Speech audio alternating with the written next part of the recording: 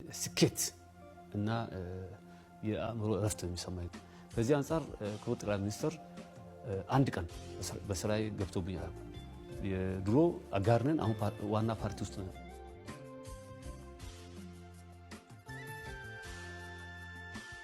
መደበኛ ፖለቲካ ባለበት ሀገር ይሄ ጥያቄ ምናልባት ውስጥ ሲገባና ውጪ ስትሆን የተለያየ ሊያሰኝ ይችላል። እርግጠኛ ነኝ ስራ ላይ ከመጣህ በኋላ በፖለቲካ አመራር ከመጣህ በኋላ ድሮ ውጪ ሆነ የማይታዩ ብዙ ውስብስብ ነገሮች እንዳሉ ነገሮች ሁሉ ነጭና ጥቁር እንዳልሆኑ ሞር ይገባሃል። ያኔ ሲተች የነበረው ሁኔታ አንፃር ግን የሰብአዊ መብት ጭፍጨፋ በሚደረግበት ሁኔታ ውስጥ ገብቼ ሳየው ያን ማስቆሜ ያ እንዳይኖር ማድረጌ የሞራል እረፍት እረፍት ይሰጠኛል እንጂ ውጪ ሆኜ ሲተች የነበረው ምናልባት ሳቼ ነበር ወይም እዚህ አካብጄ ነበር አለ።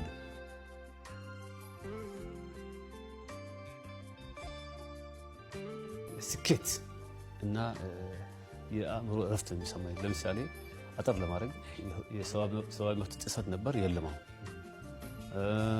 ሰላም እጦት ነበር፣ ሰላም አለ ክልል ውስጥ። ከልማት አንፃር 30 ዓመት ከፌደራሊዝም ክልል ከተመሰረተ ወዲህ ከተሰሩ ስራዎች የሚወዳደሩ ስራዎችን ሰርተናል በሁሉም መስክ።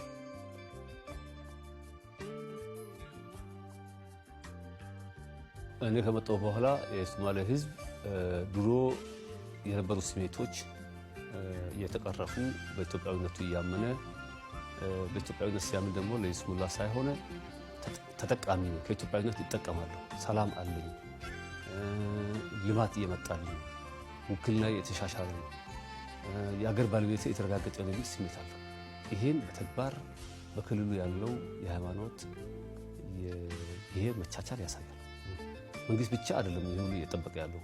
አንዳንድ ሚዲያ ላይ እንደሚባለው አንድ አመራር ወይ የተወሰኑ አመራሮች ጥሩ ሰዎች ስለሆኑ ወይም ስላሉ አይደለም፣ ህዝቡ ጭምር ያለ ስሜት ስለሆነ ነው። ኢትዮጵያውያንን አብረን መኖር አለብን፣ ሃይማኖት ማክበር አለብን የሚል ስሜት ስለመጣ ነው። የመገንጠል ስሜት የነበረው ሁኔታ ኦልሞስት ቀርቷል ማለት ይቻላል። ዛሬ ድሮ ዳር ሆነን እናኮርፍ የነበረውን ስሜት ትተን አሁን መሀል ሄደን መሀሉ የኛ ነው መሀል መሆን አለብን ወደሚል አስተሳሰብ ተቀይሯል። ይህን የሚያግዝ ደግሞ የፌደራል ውክልና አግኝተናል። የፓርቲ ጽህፈት ቤት ኃላፊ እና ምክትል ፓርቲ ኃላፊ ከሶማሌ ክልል ነው። ፋይናንስ ቢሮ ከውክልና አንፃር ቁጥር ሳይሆን ኢምፖርታንሱ ያላቸው ሚዛን በፌደራል ደረጃ ጥሩ ነው። ከውክልና አንፃር በከፍተኛ ደረጃ የድሮ አጋርነን አሁን ዋና ፓርቲ ውስጥ 23 ማዕከላዊ ኮሚቴ ያለን 4 ስራ አስፈጻሚ እስከ ፓርቲው ምክትል ሊቀመንበር ምክትል ፕሬዝዳንት ያለ ነው። ይሄ በተጨባጭ ተሳትፏችን ማደጉን የሚያሳየው ድምጻችን ማደጉን የሚያሳየው። እኔ ወደዚህ ኃላፊነት እንዲመጣ ያው የአገሪቱ አመራር ነው የወሰነው። ስፔሲፊካሊ ክቡር ጠቅላይ ሚኒስትር ዶክተር አብይ አህመድ ናቸው በዚህ ጉልህ ሚና የሚኖራቸው። ያው በነበረው ሂደት የክልሉ አመራር ችግር ውስጥ ሲገባ ክልሉን ሊያረጋጉ የሚችሉ ምሁሮች ሲፈለጉ በዛ ፕሮሰስ ውስጥ እንዲካተት ስላደረጉ ማለት ነው እንዲካተት። ቀጥሎ ያለው ሂደት ያው በፓርቲ መዋቅር ውስጥ የተፈጸመ ሂደት ነው። አሁን ባለው ሁኔታም የፓርቲ አባል ነኝ። ስለዚህ እኔ ክልል ሊመደብ ፌደራል ሊመደብ አልመደብ አይደለም። ዋናው በተመደብኩበት ስራ የተሰጠኝ የስራ ኃላፊነት መወጣትና ውጤት ማምጣት ነው፣ ዲሊቨር ማድረግ ነው የኔ ዓላማ። ያን ገምግመው በዚህ ቦታ መቀጠል አለብህ ብሎ የሚሰጠኝ ተልእኮ ለመስጠት ዝግጁ ነኝ።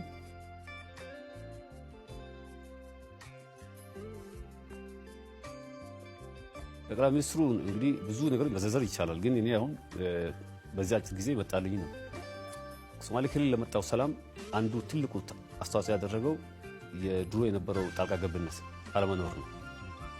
ጣልቃ ገብነት አለ፣ ጫና አለ፣ ኢንፍሉዌንስ አለ። በዚህ ጫና መሀል ደግሞ የህዝቡን ስሜት የማይመለከቱ ወይም የሚጎዱ ውሳኔዎች ይወሰናሉ። ያ ቀርቷል። ትክክለኛ ፌደራሊዝም ከመተግበር አንጻር ራሳችንን የምንወስነው ማን ይሾም ማን ይውጣ ማን ይግባ ኦፍ ኮርስ በአገር አቀፍ ደረጃ የሚሰጡ ስትራቴጂክ አሳይመንቶች አሉ ለሁሉ አተገባበር ላይ ግን በሙሉ ነፃነት ነው የሚሰራው ፖሊስ አንፃር በራሳችን የምናወጣቸው ፖሊሶችና ሂደቶችም አሉ በክልል ደረጃ ከዚህ አንፃር ክቡር ጠቅላይ ሚኒስትር አንድ ቀን በስራዬ ገብቶ ያውቁ ጣልቃ አለመግባታቸው ማለት ክትትል ያደርጉም አይደለም አቅጣጫ ይሰጣሉ ይናገራሉ ይስተት ነው እንገናኛለን በስብሰባ እንገናኛለን ዴይ ቱ ዴይ አክቲቪቲስ እና ስራዎች ግን እንሰራለን ስለዚህ ይሄን ነፃነት እንደሚሰጡ ብዙ ሰው አያውቁም ያምናል ሁለተኛው እኔ ሰው አያውቁም ቢያማስበው ታጋሽ ናቸው ባይ ታጋሽ ናቸው የሚሉት አለ